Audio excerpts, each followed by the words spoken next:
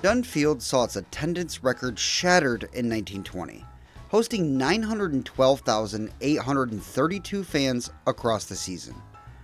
In what would be the ballpark's most attended year, the Indians put together their best played season yet. Finishing the year with a 98-56 record, they claimed their first ever American League pennant, but it wasn't without controversy. The race came down to the wire between the Indians and the defending AL pennant-winning Chicago White Sox. With merely a week left in the season, news of the Black Sox scandal broke publicly, and Charles Comiskey promptly suspended the perpetrators. With their roster decimated, the Sox collapsed, and Cleveland cruised to the pennant. The season wasn't all sunshine and roses, though, as the team shortstop Ray Chapman became the only major leaguer to ever be killed from playing baseball. The incident occurred on August 16th during a game against the Yankees at the Polo Grounds in Manhattan. Yankees pitcher Carl Mays, a submarine-style hurler, delivered the deadly pitch, the ball striking Chapman's head so forcefully that it caused a depressed skull fracture. He died in the hospital the next day, and his mourning team wore black armbands in tribute and dedicated their season in his honor.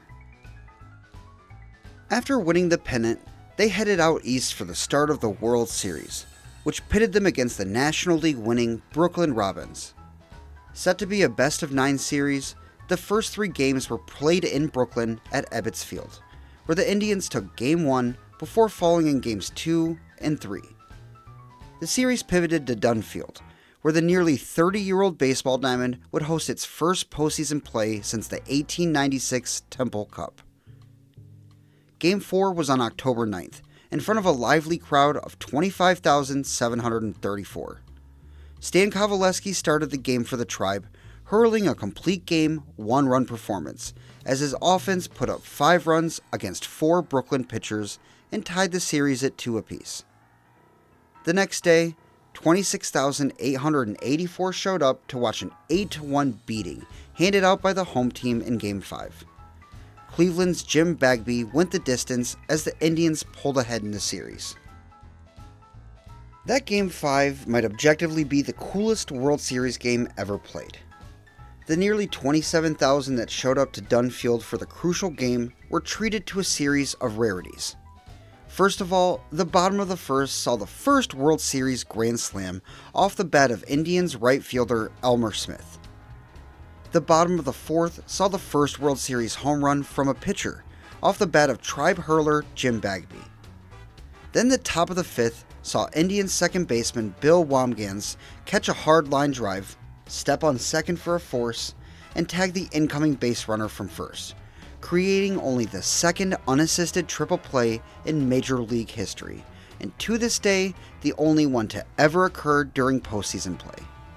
Actually, as of the writing of this essay, it's the only triple play of any variety to ever be turned during the Fall Classic. The day after that insane Game 5, in front of a crowd of 27,194, Cleveland's Duster Males dueled with Brooklyn's Sherry Smith. Both hurlers went the distance, with the Tribe seeking out a lone run in the 6th and claiming the day. They were now on the precipice of their first championship. With the team 1 win away from glory and having one more game at Dunn Field before going back to Brooklyn, the Indians knew what needed to be done. And get it done, they did. Stan Coveleski dominated on the mound for the Tribe, throwing a complete game shutout as his team managed 3 runs across, and the 27,525 fans in attendance got to watch their team celebrate a World Series championship for the first time ever. The Indians followed up their championship with a second-place finish in the American League the next year, before falling into a purgatory of mediocre finishes for nearly 2 decades. Dunn Field never came close to that attendance mark set in 1920, as annual attendance often fell below 500,000 throughout the 1920s. By the end of the decade, the ballpark was showing her limitations, and the city decided to fund the construction of her eventual successor, Cleveland Municipal Stadium.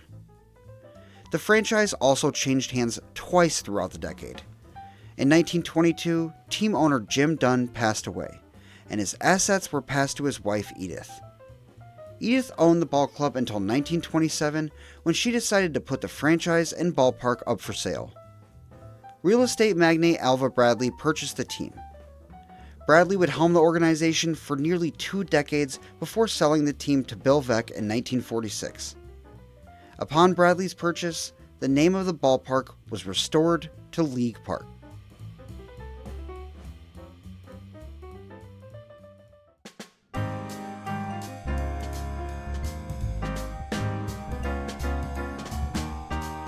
In November of 1928, residents of Cleveland voted to build a new stadium on the lakefront to serve their community's sports and expo needs. Ground broke in June of 1930, and she was ready for use in July of 1931. Just over a year later, on July 31, 1932, the Indians attempted to make a permanent move to the new stadium. But ultimately, this first foray only lasted for a season and a half before they moved back to League Park. Despite the larger seating capacity, the Great Depression was raging, and attendance remained relatively the same between League Park and Cleveland Stadium. Fans complained of a lack of home runs at the new ballpark thanks to its enormous outfield. The Indians returned to League Park full-time for the 1934 and 1935 campaigns, before the rest of their tenure at the old park was split with Cleveland Stadium. From my understanding, the Indians began playing night games, weekend games, and holiday games at the lakefront park beginning in 1936, and this arrangement continued until they abandoned League Park following the 1946 season. As a matter of fact, they progressively played more and more games at Cleveland Stadium throughout that time, and by 1942, the lakefront stadium hosted the majority of their games. Despite being slowly abandoned for the new stadium, another monumental milestone occurred at League Park during the summer of 1941, when on July 16th, Joe DiMaggio smacked a hit at League Park in what would go down as the 56th and final game of his legendary record hit streak. The next day, at Cleveland Stadium, the streak ended. By 1946, it was clear that League Park was outdated and it was time to move on. Bill Veeck purchased the team in 1946, spending one final season at the old ballpark before moving his Indians to Cleveland Stadium. After 51 seasons in Major League Baseball, League Park would be unceremoniously abandoned by the Indians. I want to make a big deal about the final game the Indians played there, but it appears to me that nobody seemed to care at the time it happened. Far from the pomp and circumstance displayed today upon the death of a ballpark, a measly 2,772 people showed up to attend that final Indians game at League Park on September 21st, 1946. The visiting Tigers came to town just as they had on that opening day in 1910 and beat the Cleveland Ball Club. And with that, the long-standing relationship between the Cleveland Indians and League Park ended.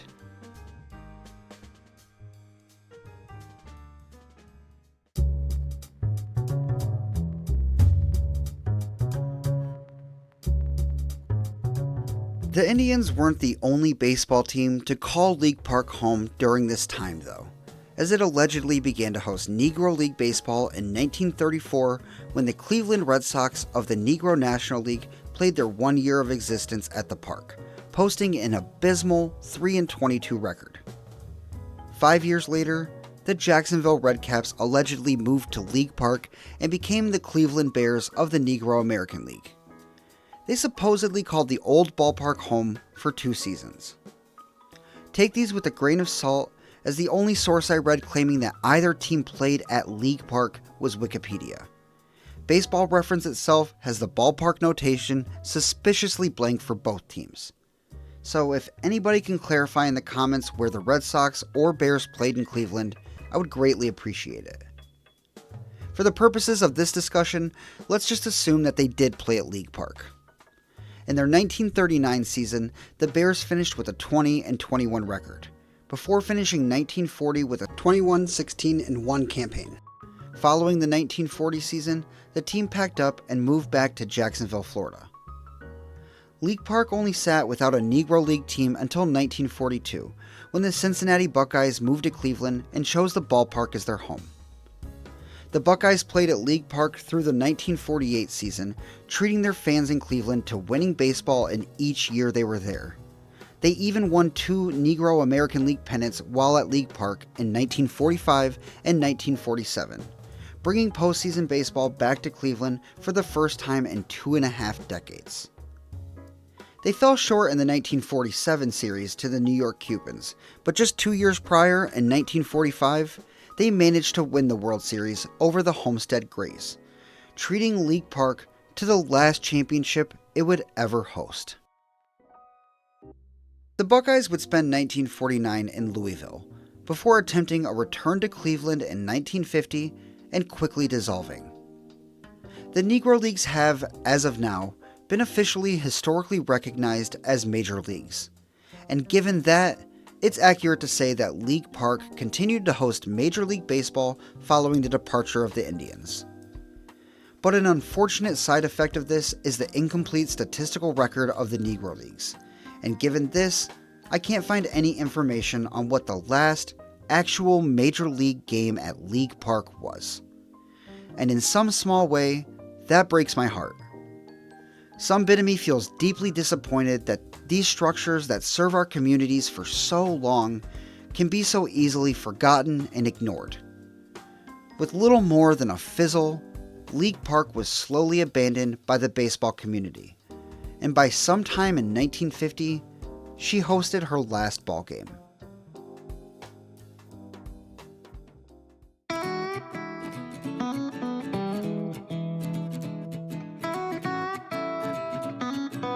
I've failed to mention it so far because I wanted to narrow the focus on baseball for most of the video, but professional and college football were played quite a lot at League Park while it operated. Some sources claim that local college and high school football were played at the park as far back as the mid-1890s. It continued to host both levels of football throughout the decades, but in 1929, the Western Reserve University football team moved in and called the ballpark home. They had 3 separate stints at the stadium, with their last season at League Park being played in 1949. In their final game at League Park, the Western Reserve Wildcats beat the Case Tech Rough Riders 30-0. Professional football made its way to the ballpark in the 1910s, when the Cleveland Tigers of the Ohio League moved in 1916. Their time at League Park lasted through the 1921 season before they dissolved ahead of the 1922 football season. While in Cleveland, the Tigers also went by the Indians for a few seasons, and their franchise managed to survive some pretty dramatic league-wide changes, as the Ohio League reformed into the American League of Professional Football in 1920, which reformed itself one more time in 1922 to the National Football League. In 1923, a new Cleveland Indians NFL team was established at League Park. A year later, their owner purchased the Canton Bulldogs, merging them with the Indians and renaming them to the Bulldogs. They would last through the 1927 season before folding.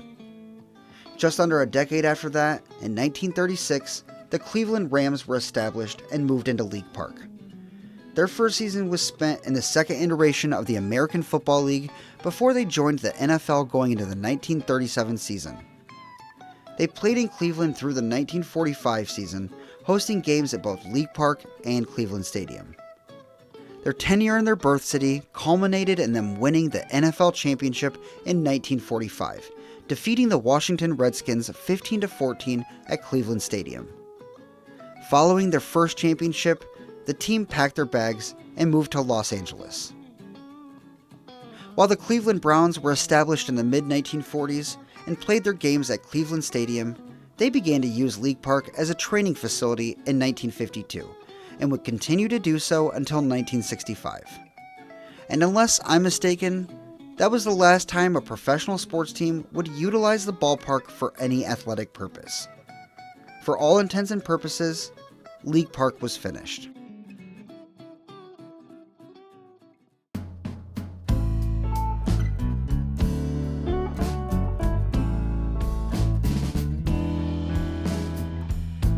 Around the time that the Cleveland Buckeyes dissolved in early 1950, the Cleveland Indians, who still maintained ownership over League Park, sold the stadium to the city of Cleveland for $150,000.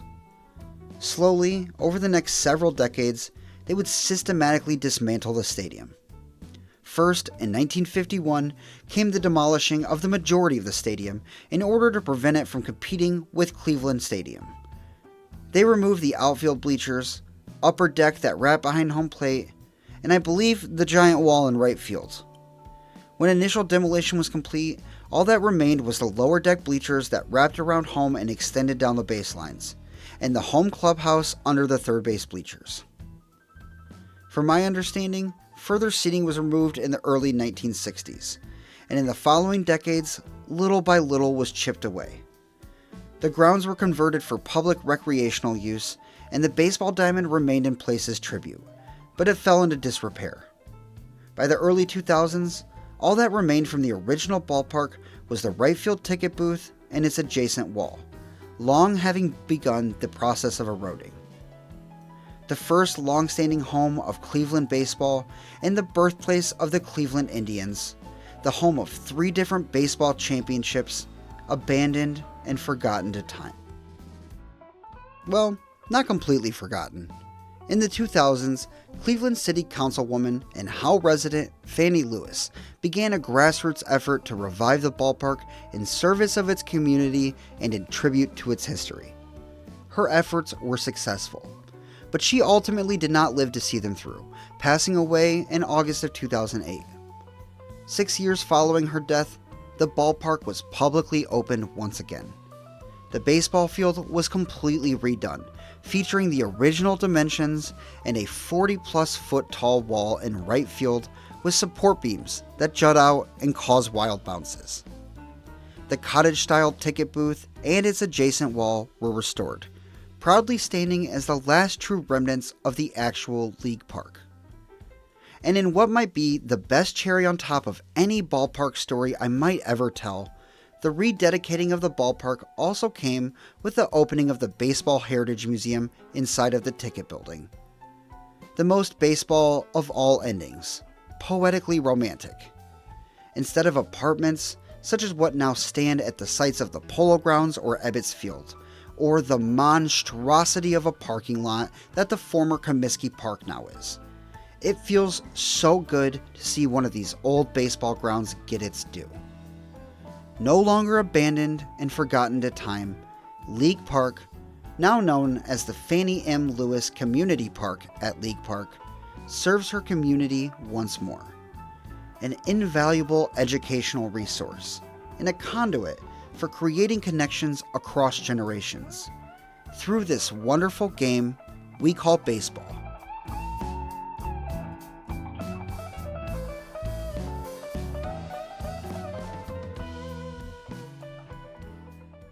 Thank you for joining me on this fun exploration of League Park. I know she's been gone for a while, but if you somehow have any personal memories of the stadium, or if you played at the modern League Park, let me know in the comments below. It's always a treat to read about your personal experiences, and it gives me about as good of a chance as I'll ever have to experience these defunct ballparks. As always, if you've made it this far into the video, I want to thank you. Don't forget to like the video, and if you're not subscribed, click that subscribe button. Your support makes it possible for me to continue pouring my passion into these essays. If you're interested in further supporting the channel, please consider becoming a member for just $1 a month. And also check out my merch store linked below. That's all I have for now, so until next time, if you like baseball, like this video and subscribe for more.